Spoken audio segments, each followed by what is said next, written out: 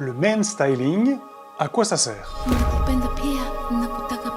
Si vous voulez mon avis, pas à grand chose si on parle de danse en couple. En tout cas, si être stylé veut dire être démonstratif, un peu maniéré diront certains, c'est surtout utile à la femme, au follower. Le plus important pour le leader, c'est de guider avec précision. Et ce seront ces bases fondamentales de danse qui feront de lui un bon leader, et non pas des artifices pour rouler des mécaniques. Personnellement, je considère que le leader doit mettre en avant le follower, et si c'est le cas, son styling doit être discret. Mais tout dépend de ce qu'on appelle men styling. Le débat est ouvert. D'ailleurs, si vous avez une opinion bien tranchée, n'hésitez pas, comme d'habitude, à laisser un commentaire. D'après ce que j'observe dans le réseau, le men styling n'est pas un concept aussi répandu que le lady styling.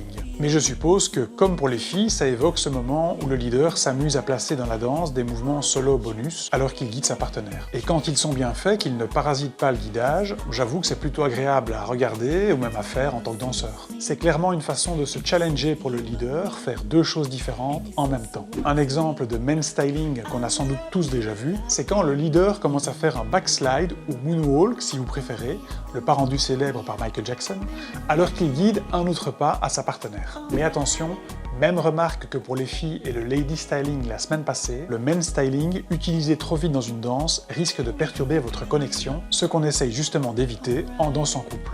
Donc la semaine passée, j'ai évoqué le lady styling comme un bonus intéressant pour les danseuses un peu expérimentées. Aujourd'hui, c'est vrai que je résume le men styling à un bonus superficiel. En tout cas, je n'ai pas l'impression que le men styling soit l'équivalent du lady styling pour les filles, c'est-à-dire un concept qui permet un réel développement du danseur en se focalisant sur la sensualité en l'occurrence. Alors la sensualité de l'homme est aussi très importante, entendons-nous bien. Mais je pense que les garçons, encore plus que les filles, doivent passer par un cours de jazz ou de hip-hop par exemple, pour développer leur attitude, leur tonicité, leur charisme et leur sensualité. Pour ceux et celles qui ne visualisent pas bien la sensualité masculine, imaginez-vous un garçon qui danse raide comme un piquet, hésitant, maladroit. Eh bien pour moi, la sensualité, c'est un peu l'inverse. Qu'en pensez-vous ? Allez, débat. En tout cas, je parle surtout ici pour les Européens qui n'ont pas un ancrage culturel de dingue. Vous connaissez le cliché, il paraît que les blancs ne savent pas danser. Oui, eh bien, ça s'apprend. On se revoit la semaine prochaine avec un nouveau thème, Kizomba, hobby ou passion ? À bientôt.